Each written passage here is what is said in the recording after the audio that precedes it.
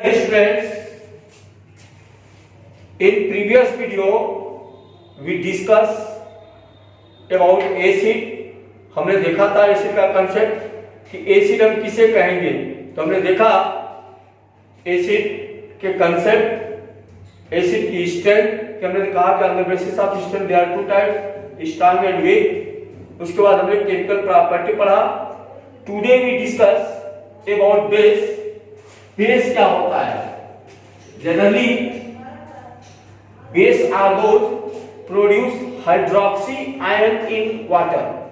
Base वे होंगे जो हाइड्रोक्सी आयन प्रोड्यूस करेंगे, that is they produce OH ion, ये कहलाएगा बेस। निश्चित है हाइड्रोक्सी आयन प्रोड्यूस करने वाले ऐसे बेस जो वाटर सॉल्युबल होंगे, they are generally called alkali. जैसे NaOH KOH को हम अल्कलीज कहेंगे क्योंकि ये वाटर सॉल्युबल बेस है। फास्टली क्विकली वाटर डिसॉल्व होंगे, produce hydroxy ion, hence they are called alkalis. But ऐसे बेस जैसे कैल्शियम हाइड्रोक्साइड है, जिंक हाइड्रोक्साइड है, FeOH ट्वाइस है, AlOH थ्राइस है, ये एल्कली नहीं कहलाएंगे। एल्कली हम बोलेंगे केवल सोडियम पोटेशियम हाइड्रोक्साइड को, क्योंकि ये वाटर सॉल्युबल होंगे and easily produce hydroxy ion. अब हम देखें कि जो बेस है, बेस की प्रॉपर्टी क्या होगी। तो जनरली बेस की जो प्रॉपर्टी होती है वो बिटर टेस्ट होता है। बेस जो होता है सोपी इन टच होता है। बेस लिटमस पेपर के रेड को ब्लू में कन्वर्ट करता है। और अगर हम बात करें केमिकल बिहेवियर की, तो निश्चित है कि जो बेस होगा विथ मेटल, यानी certain metal, not all, certain metal, ऐसे मेटल जो एफोटोनिक नेचर के होंगे, जैसे जिंक हो गया, एल्युमिनियम हो गया, लेड हो गया, इनके साथ रिएक्ट करेगा।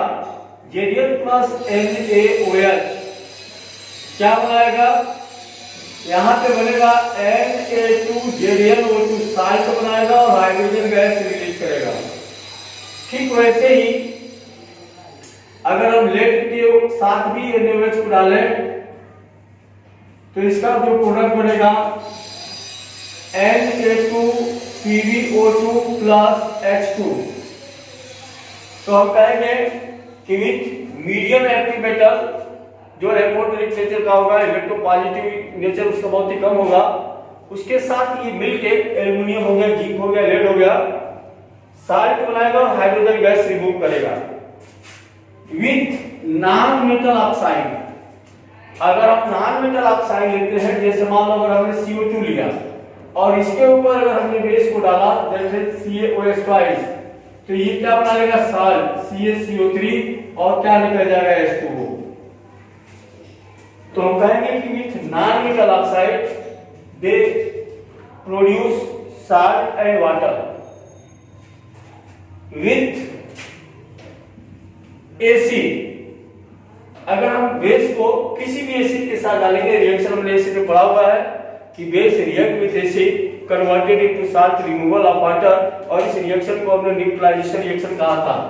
जैसे हमने कहा कि NaOH को अगर हम HCl के साथ डालें या KOH को अगर हम H2SO4 के साथ डालें, क्या बनाएगा? निश्चित है यहां बन जाएगा NaCl, रिमूव हो जाएगा आपका H2O, यहां बन जाएगा K2SO4 और रिमूव हो जाएगा H2O। इसको बैलेंस करने के लिए 2KOH करना पड़ेगा। तो हमने देखा कि जो बेस है, बेस की प्रॉपर्टी क्या है? तो बेस जो होता है बिटर इन टेस्ट होता है, बेस अनटच सोपी फील होता है, बेस लिटमस के रेड कलर को ब्लू में कन्वर्ट करता है, base certain metal, not all, certain metal like zinc, lead, aluminium के साथ रिएक्ट करके साल्ट बनाता है और हाइड्रोजन गैस रिमूव करता है, बेस एसिड के साथ मिलकर साल्ट बनाता है, water, that is neutralisation reaction. और जो बेस होता है वह नॉन मेटल ऑक्साइड के साथ मिलकर साल्ट बनाता है और वाटर बनाता है। ये हमने प्रॉपर्टीज में देखा। एज लाइक एसिड, बेस जो है निश्चित है ये भी दो प्रकार का होगा, एक होगा स्ट्रॉन्ग बेस, एक होगा वीक बेस।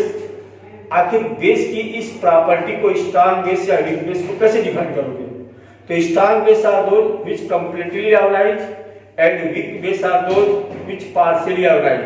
जैसे अगर हम कहें तो NaOH हमारा स्ट्रांग बेस होगा क्योंकि कंप्लीटली ऑर्गेनाइज होगा, जबकि NH4OH वीक बेस होगा क्योंकि पार्शियल ऑर्गेनाइज होगा।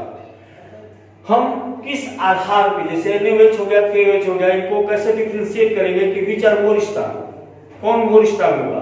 तो निश्चित है कि ये हम डिफाइन करते हैं on the basis of their Kb value, जिसे कहते हैं डिसोसिएशन कांस्टेंट ऑफ बेस। जैसे NaOH को अगर मान लो आपने H2 में डाला, टूटेगा, क्या बनाएगा? Na+OH-। इसको हम लॉ ऑफ मास एक्शन अगर अप्लाई करें तो लॉ ऑफ मास एक्शन के इक्विलिब्रियम कांस्टेंट के ये बराबर हो जाएगा active mass of Na+ into active mass of OH upon active mass of NaOH into active mass of H2O। अगर K H2O सॉल्वेंट है, लार्ज क्वांटिटी होगा, H2O को इधर अगर करें तो क्या मिल जाएगा? K into active mass of H2O equal to active mass of Na+ into active mass of OH negative upon active mass of NaOH। K into H2O को प्रैक्टिकली हम एक कांस्टेंट मानेंगे जिसका नाम होगा Kb, और Kb को हम कहेंगे डिसोसिएशन कांस्टेंट ऑफ बेस। निश्चित है Kb इक्वल टू हो जाएगा active mass of Na+ into active mass of OH negative upon active mass of NaOH। आप देखोगे कि Kb की वैल्यू मोल कब होगी? जब इसकी वैल्यू लेस होगी। यदि NaOH क्या है? Unionised NaOH, when the value of unorganized NaOH is minimum, the value of Kb is maximum। तो हम कहेंगे कि अगर Kb की वैल्यू मोल है तो वो स्ट्रांग बेस है, और अगर Kb की वैल्यू कम है तो वो वीक बेस है। क्लियर? तो on the basis of Kb that is dissociation constant of base, we can easily determine the strength of base. जो वेरियस बेस होंगे हम सबसे पहले उनकी Kb वैल्यू डिनोट करेंगे। Kb वैल्यू के आधार पर हम उनको बताएंगे कि कौन जो है स्ट्रांग बेस है और कौन वीक बेस है। ओके, अब हम लोग चलते हैं, हमारे पास यूनिवर्सल इंडिकेटर होते हैं। हमने बताया था कि इंडिकेटर कुछ ऐसे होते हैं जो केवल एसिड और बेस को आइडेंटिफाई कराते हैं, लेकिन एसिड या बेस के स्ट्रेंथ को बताने वाला कौन है? यूनिवर्सल इंडिकेटर है। हमने आपको बताया कि यूनिवर्सल इंडिकेटर सॉल्यूशन के अलग अलग पीएच पे, सॉल्यूशन का जो पीएच वैल्यू अभी हम पढ़ेंगे, पीएच स्केल 1 2 3 4 5 6 7 8 9 10 11 13 14 7 वाला न्यूट्रल होगा। तो जो यूनिवर्सल इंडिकेटर का कलर होगा पीएच के आधार पर उसका कलर चेंज होता जाएगा, जिसके आधार पर पीएच के कलर के आधार से हम उस सॉल्यूशन की स्ट्रेंथ को मेजर कर सकते हैं। अगर 7 है तो इसके लिए यूनिवर्सल इंडिकेटर का कलर ग्रीन होगा, और अगर मान लो पीएच 1 या 2 है तो इसके लिए कलर उसका रेड होगा। ये चार्ट आप बना लेंगे। और अगर 3 और 4 है तो इसके लिए इसका कलर जो है ऑरेंज होगा। 5 और 6 है तो इसके लिए इसका कलर येलो होगा। अगर येलो कलर आता है तो जिससे सॉल्यूशन का पीएच 5 से 6 होगा। अगर 8 9 आता है या 10 तक आता है तो इसका कलर ब्लू रहता है। अगर ब्लू कलर है इसका मतलब पीएच 8 9 10 है। 11 12 13 14 अगर 11 12 आता है तो पर्पल कलर है, और 13 14 आता है तो वायलेट कलर है। तो on the basis of this color we can easily identify the strength of acid or base। इस कलर के आधार पर हम बता देंगे कि वो जो है एसिड का स्ट्रेंथ ज्यादा है या कम है, या स्ट्रांग बेस है या वीक बेस है। अब हम लोग पढ़ने वाले हैं पीएच स्केल जिस आधार पर बताएंगे। जैसे 7 वाला न्यूट्रल होता है, ये एसिडिक होते हैं और ये बेसिक होते हैं। इधर जब जाओगे तो बेसिक स्ट्रेंथ बढ़ेगा, यहाँ पे इधर जाओगे तो बेसिक स्ट्रेंथ जो है बढ़ता जाएगा। इधर आओगे तो एसिडिक स्ट्रेंथ बढ़ेगा, और इस आधार पे हम बताएंगे कि सॉल्यूशन का नेचर कैसा है, वो एसिड स्ट्रांग है कि वीक है, बेस स्ट्रांग है कि वीक है। ओके, तो हम चलते हैं नेक्स्ट टॉपिक हमारा है पीएच स्केल, जिससे बहुत कायदे से हम समझेंगे, क्योंकि पीएच हमारे लिए काफी इंपॉर्टेंट पॉइंट है। पीएच स्केल क्या होता है, तो हम देखेंगे कि पीएच स्केल जिसे देने वाले सोरेनसन थे 1909 में इन्होंने दिया था सोरेनसन, जिसको हम पीएच स्केल के नाम से जानते हैं। किस आधार पे दिए थे पीएच स्केल, जरा हम देखेंगे। अगर हम बात करें वाटर की, तो वाटर एक वीक इलेक्ट्रोलाइट होता है। वाटर हमारा एक वीक इलेक्ट्रोलाइट होता है,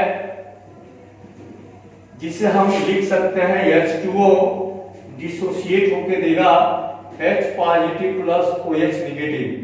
अगर हम इसके ऊपर law of mass action apply करें तो K इक्वल टू हो जाएगा active mass of H into active mass of OH upon active mass of H2O। अगर हम इसको इधर ला देते हैं तो बन जाएगा K into active mass of H2O, ये बराबर हो जाएगा active mass of H into active mass of OH। K into H2O को प्रैक्टिकली कांस्टेंट मानते हैं KW, और इस तरीके से KW हो जाएगा H ion into OH ion. इस KW को आयोनिक प्रोडक्ट ऑफ वाटर बोलते हैं।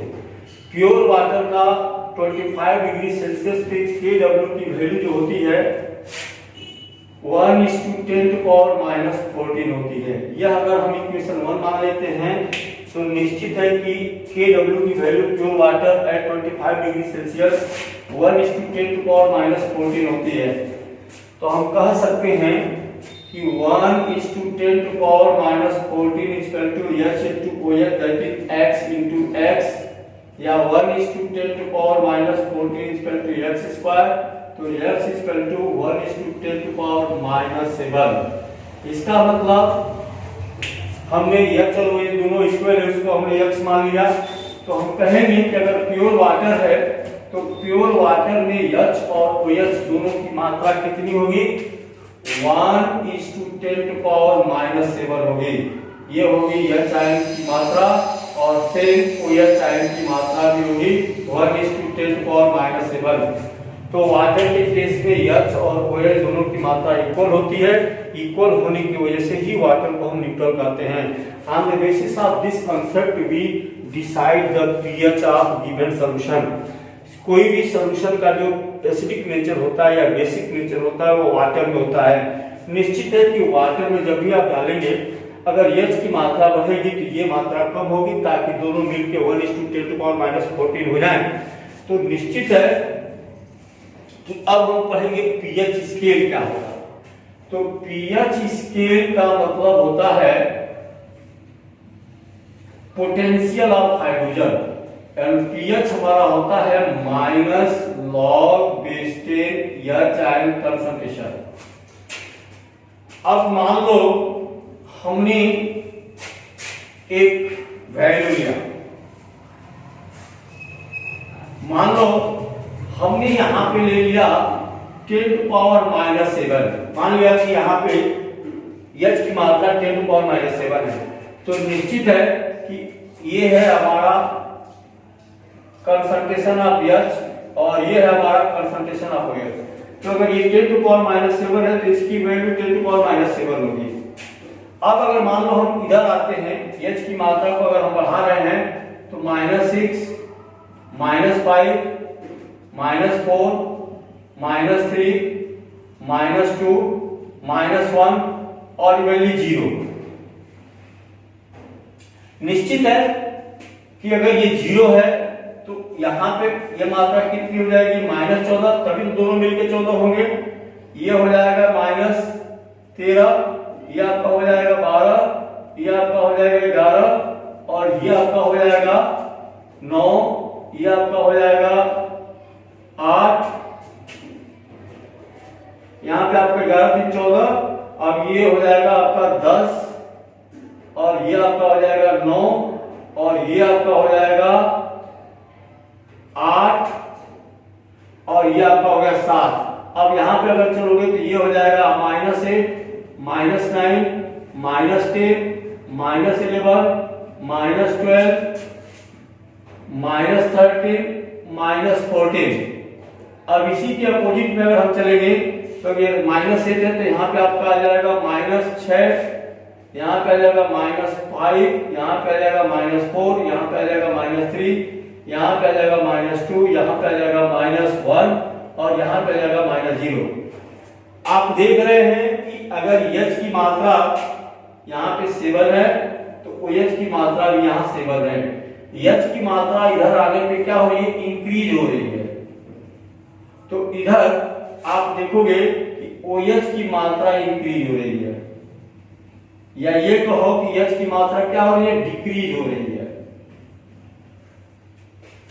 तो फिर pH क्या होता है, pH ने कहा कि -log/10 H आयन होता है। मान लो H आयन की मात्रा -6 हो, तो निश्चित है कि अगर हम pH निकालेंगे तो कैसे निकालेंगे, pH equal to -log/10 H ion concentration -log/10 1:10⁻⁻6।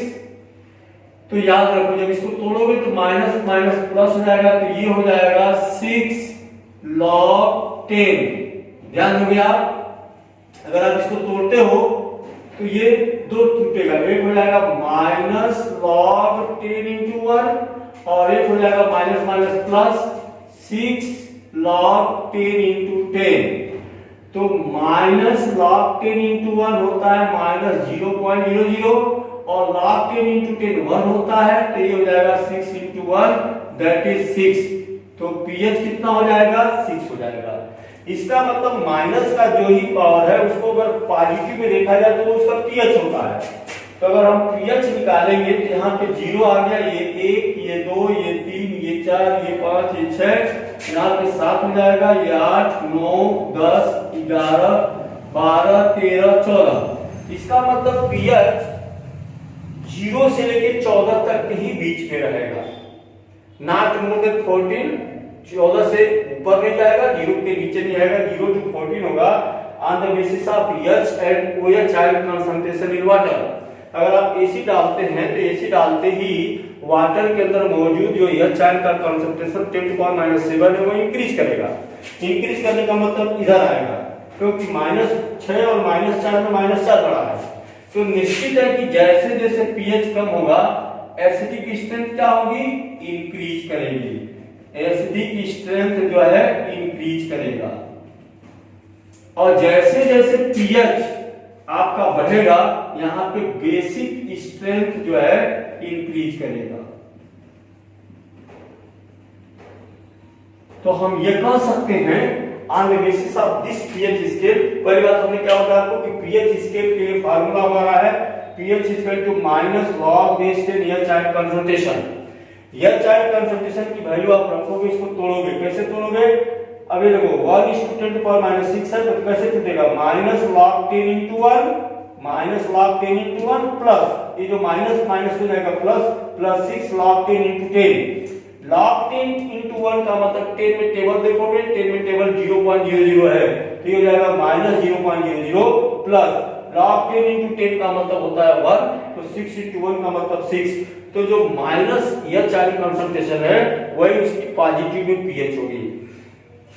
तो on the basis of this pH scale we can say that कि जो हमारा pH का स्ट्रेंथ होगा, अगर हमारा pH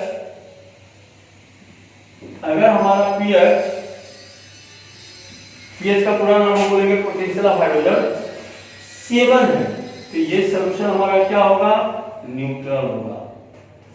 लेकिन अगर हमारा pH लेस देन 7, क्या है, लेस देन 7, तो ये हमारा सॉल्यूशन एसिडिक होगा।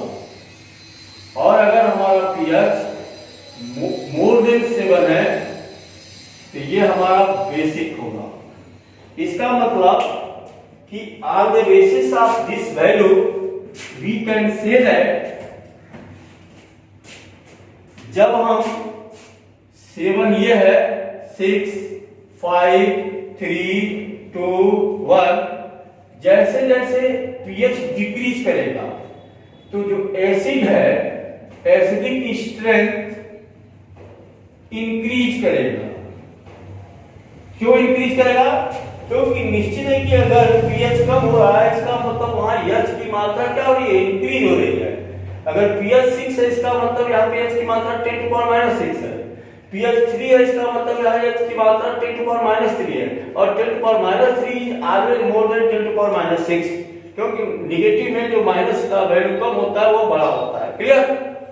लेकिन अगर मान लो हम ऊपर चलेंगे, 8 हो गया, 9 हो गया, 10 हो गया, 11 हो गया, तो जैसे जैसे ऊपर जाएंगे तो यहाँ जैसे जैसे pH इंक्रीज करेगा, यहाँ pH इंक्रीज कर रहा है, तो इसकी जो बेसिक प्रॉपर्टी होगी, बेसिक प्रॉपर्टी इंक्रीज करेगी। क्यों? क्योंकि जैसे जैसे pH की मात्रा बढ़ेगी, जैसे यहाँ 10 pH है, इसका मतलब H की मात्रा 10⁻10 है, और यहाँ pH 11 है, तो 10⁻11 है। निश्चित है कि अगर 10⁻10 है तो यहाँ पे OH की मात्रा 10⁻4 है, ये 10⁻11 है, -11 है, तो यहाँ पे ये OH की मात्रा, इसकी मात्रा OH की यहाँ पे 10⁻³ है। निश्चित है कि 10⁻³ मोर देन 10⁻4, यानी OH की मात्रा इस सॉल्यूशन में ज्यादा है इसके कंपेयर में, इसलिए जब pH बढ़ेगा तो बेसिक स्ट्रेंथ उसकी क्या होगी? इंक्रीज करेगी, और जब pH कम होगा तो उसकी एसिडिक स्ट्रेंथ क्या होगी? बढ़ेगी। तो इस तरीके से हम जो है pH स्केल का नॉलेज लेंगे। इसके ऊपर कई क्वेश्चन आते हैं, हमको pH स्केल जानना है, pH स्केल का रीजन जानना है कि जब pH स्केल डिक्रीज करेगा तो एसिडिक स्ट्रेंथ बढ़ेगी, और जब pH बढ़ेगा तो बेसिक स्ट्रेंथ इंक्रीज करेगी। क्लियर? और अगर pH 7 है तो वो सॉल्यूशन न्यूट्रल होगा। अब इस pH का हमारे लिए क्या उपयोग है? बहुत से उपयोग हैं, क्योंकि देखो बहुत हमारी बॉडी की लाइफ एक्टिविटी, कई ऐसी लाइफ एक्टिविटी है जो pH पे मेंटेन रहती है। तमाम प्रकार के फार्मास्यूटिकल जो मेडिसिन है वो pH से ही रिलेटेड होते हैं, ठीक है? या कई जो है, हमने कहा कि हमारे दांतों के अंदर ये दांतों में कैविटीज आ जाती है या दांत खराब हो जाते हैं। दांत खराब कब होते हैं? जब हमारा माउथ के अंदर फर्मेंटेशन के द्वारा एसिडिक फॉर्मेशन होने लगता है और pH 5.5 के नीचे आ जाए, तो दांतों के अंदर जो है, मतलब जो हमारा दांत है, कैल्शियम फास्फेट है, निश्चित है वो रिएक्ट करने लगेगा, डिजिटिग्रेट होगा। तो इससे बचने के लिए ही हम पेस्ट करते हैं। पेस्ट हमारा बेसिक होता है, बेसिक होने की वजह से हमारे दांतों को क्या कर देता है? वो न्यूट्रल कर देता है। या तमाम प्रकार के जो एग्रीकल्चर देखते हैं, खेती, हमारा जो जमीन होता है, सॉइल होता है, उसका pH 7 होना चाहिए, न्यूट्रल होना चाहिए। लेकिन बहुत ऐसी जमीन होती है हमारी एसिडिक हो जाती है या बेसिक हो जाती है। एसिडिक हो जाती है तो उसके अंदर हम लाइम या ऐसी चीजें डालते हैं जिससे उसका pH इंक्रीज करे। हमारा ब्लड जिसका pH 7.34 होता है, तो हमारे ब्लड के pH को मेंटेन करने के लिए नेचुरली उसके अंदर बफर सॉल्यूशन बना रहता है। बफर सॉल्यूशन कैसे बनता है? जो कार्बन डाइऑक्साइड होता है वो ब्लड के अंदर कार्बोनिक एसिड बनाता है, जो सोडियम के साथ रिएक्ट करके बफर बनाता है, जो हमारे ब्लड के pH को मेंटेन करता है। तो कहेंगे कि जो pH का जो इम्पोर्टेंट रोल हमारे डेली लाइफ में है, काफी इम्पोर्टेंट रोल है हमारे डेली लाइफ में, हमारे लाइफ प्रोसेस में, हमारे इंडस्ट्रियल प्रोसेस में, और हमारे अन्य एरिया में भी इस pH का रोल है। तो इस तरीके से pH के आधार पे हम एसिड और बेस का डिस्कशन किए, और हमारा जो नेक्स्ट वीडियो होगा वो होगा साल्ट से रिलेटेड। इसको हम पढ़ेंगे कि साल्ट क्या होता है। Okay, thanks.